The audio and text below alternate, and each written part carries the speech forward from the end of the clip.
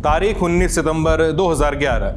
जगह पाकिस्तान के कराची का डिफेंस फेज 8। ये कराची के हाई प्रोफाइल क्लिफ्टन कैंट के इलाके में मौजूद एक रिहायशी कॉम्प्लेक्स है जिसमें पुलिस और सशस्त्र रक्षा बल से जुड़े लोग रहते हैं। इस दिन भोर फूटी ही थी कि एक वैन तेजी से फेज 8 की सड़कों को चीरती हुई एक बड़े से बंगले के मेन गेट से जाके टकरा गई। वैन के अंदर एक तहरीके तालिबान पाकिस्तान का आत्मघाती बॉम्बर विस्फोटक से रिग की हुई एक जैकेट पहने हुए बैठा था। वैन के गेट से टकराते ही जोरदार धमाका हुआ।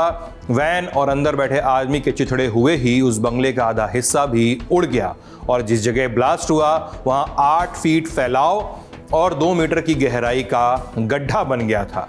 8 लोगों की मौके पे ही मौत हो गई। 2 दर्जन के आसपास लोग घायल हो गए। हर तरफ से काला धुआं उठने लगा। थोड़ी ही देर बाद उस काले धुएं को चीरते हुए उस उड़ चुके बंगले में से एक अधेड़ आदमी बाहर निकला। जब ब्लास्ट हुआ तो वो आदमी अपने बिस्तर पर अपनी बीवी और बच्चों के साथ सो रहा था। धमाके से बिस्तर से गिर गया था। पूरा परिवार फिर भी सलामत था। जब काले धुएं की गुबार से ये शख्स बाहर आया तो वो सफेद कलफधार सलवार कुर्ता पहने हुए था, पठान सूट जिसको कहते हैं। भारी शरीर, पेट थोड़ा सा निकला हुआ, पैर में एक जूती, चेहरा झुर्रियों और सफेद लाल काली दाढ़ी से भरा हुआ। उसने मुंह में एक सिगरेट दबाई हुई थी और हाथ में एक ग्लॉक पिस्टल थी।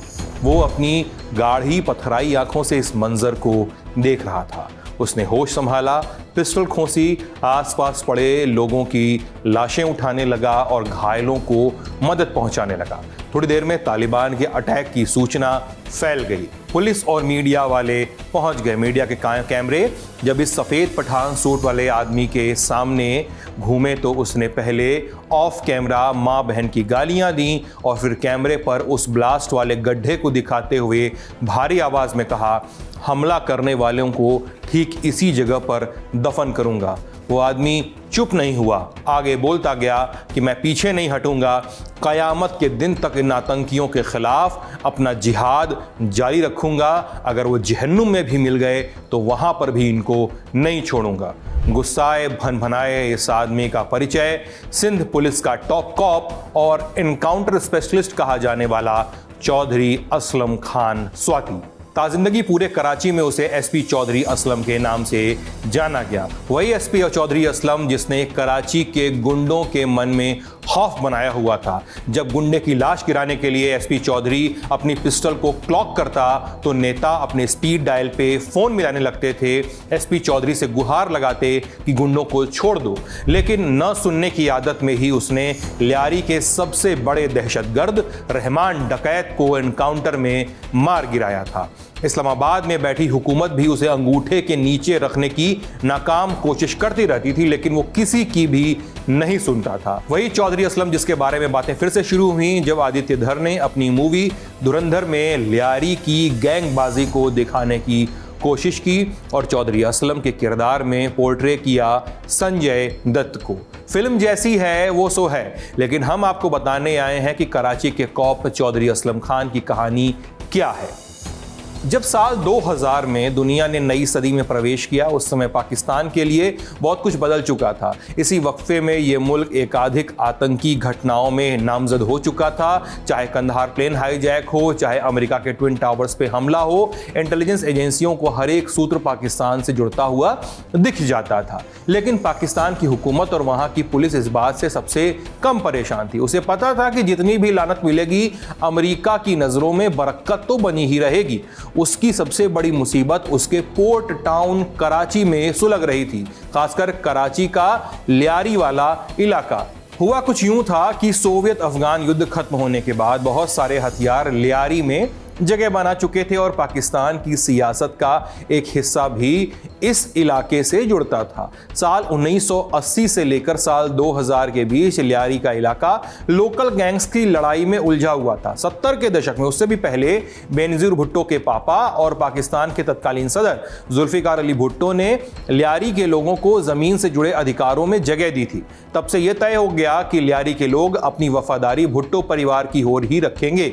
इसलिए लियारी को भुट्टो की party Pakistan Peoples Party PPP का गढ़ माना जाता रहा। लेकिन भुट्टो परिवार की नीतियां कथित सत्कर्म ही काफी नहीं थे। पॉलिटिक्स को चलते रखने के लिए कुछ मसल पावर भी चाहिए होता है। इसीलिए उन्हें साथ मिला रहमान बलोच, अब्दुल रहमान बलोच और उसके चचेरे भाई उजैर बलोच का, लियारी के सबसे बड़े गुंडे और गिरोहबाज। शराब बेचने, हथियार बेचने, हफ्ता वसूलने, अपहरण कर फिरौती उठाने, हत्या वगैरह करने जैसे कामों से दोनों भाइयों ने लियारी की गलियों में दहशत भर के रखी हुई थी।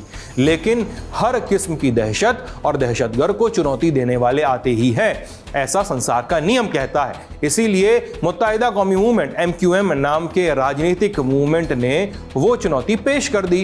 कहा जाता है कि लियारी टाउन तो PPP और रहमान बलोच गिरोह का कब्जा था इस टाउन पर, लेकिन वो लियारी जिस बड़े शहर कराची का हिस्सा था उस पर MQM और उसके मसलमैन अरशद पप्पू उसका कब्जा हुआ करता। अब MQM और PPP में कोई खास अदावत तो नहीं थी, लेकिन इनके पालतू अरशद पप्पू और बलोच गैंग में लफड़े अक्सर होते रहते थे। अरशद पप्पू ने उजैर बलोच के पापा फैज मोहम्मद को मार दिया था और रहमान बलोच यानी रहमान डकैत उसके पापा ददल बलोच की कब्र पे जाकर पेशाब कर दिया था और तोड़फोड़ की थी। और दूसरी ओर रहमान बलोच गैंग ने अरशद पप्पू के भी पलटवार किया था, उसके गैंग के कुछ 3-4 मेंबर्स को भी और उनके कई सारे नाते रिश्तेदारों को भी उन्होंने निपटा दिया था। तो ऐसे में लियारी के इलाके में राजनीतिक समर्थित गैंग वॉर हो रहे थे और नई सदी की शुरुआत में ये सब कुछ बदल भी गया था। लियारी ने परवेज मुशर्रफ का जो सैन्य शासनकाल था उसको नकार दिया था। देश निकाला झेलने के बाद बेनजीर भुट्टो अपनी पॉलिटिकल जर्नी जो है उसको संभालने की कोशिश कर रही थी और उन्हें लियारी से बेहतर जगह दिख भी नहीं रही थी। उन्होंने शुरुआत की भी थी, लेकिन साल 2007 में उनका कत्ल भी कर दिया गया था। अब लियारी की सड़कें अस्थिरता और कत्लेआम इसका शिकार हो रही थीं। दिन दहाड़े गोलियां चल रही थीं। पुलिस की हालत यह थी कि उसके हाथ बंधे हुए थे। रहमान बलोच यानी रहमान डकैत और उसके भाई उजैर बलोच और दूसरी तरफ थे अरशद पप्पू गैंग के लोग, सब किसी न किसी नेता से जुड़े हुए थे। पुलिस उन्हें छू भी नहीं सकती थी। ऐसे में याद किया गया SP चौधरी असलम को। ऐसा क्यों? इसके पीछे कुछ वजहें थी और उसे समझने के लिए चौधरी असलम की कहानी ब्रीफ में समझ लीजिए। साल 1963 में खैबर पख्तूनख्वा में पड़ने वाले मनसेहरा जिले के डोडियाल इस गांव में एडवोकेट अकरम खां स्वाति को बेटा हुआ। बेटे का नाम रखा गया असलम खान स्वाति। स्वाति उनके कबीले का नाम था। जब असलम खान 8वीं दर्जे की पढ़ाई कर रहा था तब पूरा परिवार कराची चला आया। पढ़ाई लिखाई खत्म हुई। साल 1987 में हुई भर्ती और असलम खान स्वाति पुलिस में लग गया। सबसे पहले इंस्पेक्टर की कुर्सी मिली, फिर साल 1991 में कालाकोट थाना इंचार्ज और फिर साल 1994 में गुलबहार थाना प्रभारी। इसी साल अपने नाम में असलम खान ने चौधरी लगा दिया। इसी समय कराची में अल्ताफ हुसैन की बनाई पार्टी MQM पर कत्लेआम के इल्जाम लग रहे थे। MQM दरअसल विभाजन के समय भारत से पाकिस्तान गए लोगों की वकालत करने वाली पार्टी हुआ करती थी। इन लोगों को वहां पे मुहाजिर कहा जाता है। अब MQM पर इल्जाम था कि उसने लोगों का कत्ल किया, अपने विरोधियों का बॉडियों को, डेड बॉडीज को जूट के बोरों में भरकर सड़कों पर नुमाइश के लिए फेंक दिया। और उनकी सबसे अधिक जो लड़ाई होती थी, अदावत थी जो, वो बलोच बहुल लियारी के लोगों के साथ हुआ करती थी। अब सरकार ने MQM पर लगाम लगाने के लिए ऑपरेशन शुरू किया। चौधरी असलम खान ने इसकी कमान संभाली। MQM पर पिस्टल गर्जी, एनकाउंटर हुए, अरेस्ट हुए। लेकिन साल 1999 में चौधरी असलम ने बड़ा विकेट चटका दिया। MQM के कार्यकर्ता और famous sharp shooter Saulat Mirza को अरेस्ट कर लिया। सौलत को तब पकड़ा गया जब वो बैंकॉक से लौटा था और कराची एयरपोर्ट से बस बाहर निकल ही रहा था। ये बड़ी पकड़ थी। इनाम में चौधरी असलम खान को DSP की कुर्सी मिली और सौलत मिर्जा को फांसी की सजा मिली जो 2015 में मुकर्रर हुई। अब साल 1999 में ही पाकिस्तान बड़ी करवट से गुजर रहा था। जनरल परवेज मुशर्रफ ने नवाज शरीफ का तख्ता पलट कर दिया और कुर्सी हथिया ली थी। MQM ने इसका फायदा उठाया और परवेज मुशर्रफ का पल्लू पकड़ लिया। अब MQM को हुक्मरानों का संरक्षण मिल गया था। चौधरी असलम को अपना ऑपरेशन बीच में ही रोकना पड़ा। वो MQM के खिलाफ वो ऑपरेशन नहीं चला सकते थे क्योंकि वो सदर लोग के साथ मिल गया था MQM वाले। लेकिन कुछ ही दिनों बाद ऑपरेशन फिर से शुरू हुआ अब परवेज मुशर्रफ की चाह थी कि लियारी से उठने वाली आवाजें बंद हो जाएं, क्योंकि वो लोग परवेज मुशर्रफ का, उनके शासनकाल का, उनके तख्तापलट का विरोध कर रहे थे। लिहाजा अब ऑपरेशन के निशाने पर लियारी को चलाने वाले गुंडे आ गए, यानी वहां के लोकल गैंग। अब इसी साल चौधरी असलम ने एक बड़े डॉन शोएब खान को पकड़ लिया। लिहाजा साल 2005 में प्रमोशन कर दिया गया उनका और उनको एसपी बना दिया गया। चौधरी असलम ने लियारी को साफ करने के लिए एक टास्क फोर्स बनाई, Lyari task force. Advance weapon, police की वर्दी से दूरी और एनकाउंटर में माहिर पुलिस वालों की एक टीम। पूरे लियारी में एनकाउंटर धनाधन होने लगे। कहा जाता है कि जो गुंडे मरना नहीं चाहते थे वो सरेंडर कर देते थे। साल 2006 में ही चौधरी असलम ने मुखबिर की टिप पर भरोसा किया और लियारी टास्क फोर्स ने बलूचिस्तान से अब्दुल रहमान बलोच और रहमान डकैत को एक मुठभेड़ के बाद अरेस्ट कर लिया। वही रहमान डकैत जिसका अक्षय खन्ना ने किरदार निभाया है। अब अफसरों ने चौधरी असलम की पीठ थपथपाई। बड़ा काम किया था एसपी ने। टास्क फोर्स जिस वादे के साथ बनी थी उस वादे को पूरा किया जा रहा था, लेकिन रहमान डकैत को कैद में रखना इतना आसान नहीं था। उसने जेल के लोगों को ही घूस खिला दी, पुलिस अधिकारियों को खरीद लिया, अब वो बिक भी गए और आराम से हवालात का ताला वाला खोल के टहलते हुए रहमान डकैत जेल से फरार हो गया। चौधरी असलम और लियारी टास्क फोर्स की क्या गजब किरकिरी हुई थी। एसपी ने कसम खाई कि अब रहमान डकैत को अरेस्ट नहीं करूंगा बल्कि उसकी लाश गिराऊंगा। प्लानिंग शुरू ही हुई थी कि एक और मुसीबत आ गई। साल 2006 में ही चौधरी असलम ने मशहूर डकैत माशूक ब्रोही और उसके एक साथी रसूल बख्श ब्रोही उसको एक पुलिस काउंटर में मार गिराया। इस एनकाउंटर के बाद चौधरी असलम पर दो बड़े इल्जाम लग गए थे। पहला कि एनकाउंटर में मारा गया दूसरा शख्स रसूल ब्रोही एक मजदूर था और दूसरा कि यह पूरा एनकाउंटर फर्जी था, प्लान किया गया था। चौधरी असलम को फोर्स से सस्पेंड कर दिया गया इस इल्जाम के बाद और जेल में डाल दिया गया। 16 महीने तक जेल में रहने के बाद एसपी असलम चौधरी को जमानत मिली। बाहर पाकिस्तान भी बदलने लगा था। तानाशाह मुशर्रफ के खिलाफ आवाजें उठने लगी थी। बेनजीर भुट्टो भी मुल्क वापस आ चुकी थी। साल 2008 के चुनाव में पाकिस्तान पीपुल्स पार्टी और पाकिस्तान मुस्लिम लीग एन के गठबंधन में जीत भी दर्ज की गई। लिहाजा चौधरी असलम को भी फोर्स में वापस ले लिया गया। चौधरी असलम पुरानी किलत से भरा हुआ था। अब तो एसपी इन्वेस्टिगेशन ईस्ट वो हो चुका था।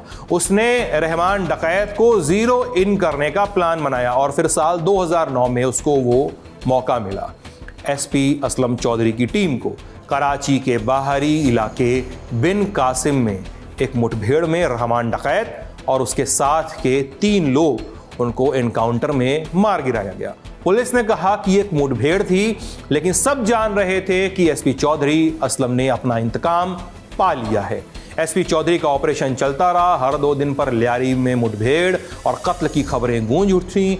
चौधरी असलम इस पर विदेशी अखबारों में प्रोफाइल लिखी जाने लगी। उसे एनकाउंटर स्पेशलिस्ट कहा गया। उसने कहा कि मैं किसी का एनकाउंटर नहीं करता हूं, आत्मरक्षा में गोली तो चलानी ही पड़ती है। साल 2012 में एसपी चौधरी फिर से सुर्खियों में आया जब उसने और उसकी पूरी टीम ने लियारी को चारों ओर से घेर लिया और गुंडों को खत्म करने की नीयत से 12 दिनों तक ऑपरेशन चलाया। लगा था कि अब उनकी टीम और लियारी टास्क फोर्स गुंडों से छुड़ा ही लेगी लियारी को, लेकिन ऐसा नहीं हो पाया। बहुत कम सफलता हाथ लगी। अलबत्ता 12 पुलिसकर्मी भी इसमें मारे गए। एसपी चौधरी को अपना ऑपरेशन बंद करना पड़ा। बहुत थूथू हुई, लेकिन उनकी जरूरत खत्म नहीं हुई थी। हुकूमत ने एसपी चौधरी को कहा कि वो सिर्फ गुंडों को डील न करें, अब उनके साथ जुड़े हुए उनका जो नेक्सस है उसमें शामिल आतंकवादियों को भी डील करें। अगर आप चौंके तो ये समझ लें कि पाकिस्तान के लिए भी अपना आतंकी का सेट उसने बनाया हुआ है। वो तालिबानियों को और बलोच विद्रोहियों को अपना आतंकी मानता है। अब वो लोग जो बलोच यानी जो लोग फ्रीडम मूवमेंट से, बलोच फ्रीडम मूवमेंट से जुड़े हुए हैं। तो भाई नए ब्रीफ के बाद चौधरी असलम ने अपना ऑपरेशन शुरू किया।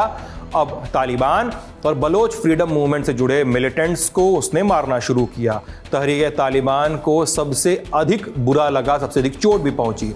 उसने एकाधिक असफल प्रयास किए चौधरी असलम को मारने के। फाइनली वो सफल हुए 9 जनवरी 2014 को, जब लियारी एक्सप्रेसवे पर एक बम धमाके में एसपी चौधरी असलम की जान चली गई। कभी वर्दी न पहनने वाला चेन स्मोकर चौधरी असलम खान स्वाति के शरीर के टुकड़े नहीं मिल रहे थे, खोजने पर भी नहीं मिल रहे थे। 100 से अधिक एनकाउंटर और 7.5 करोड़ से ज्यादा बाउंटी जुटाने वाला चौधरी असलम का चैप्टर अब क्लोज हो चुका था।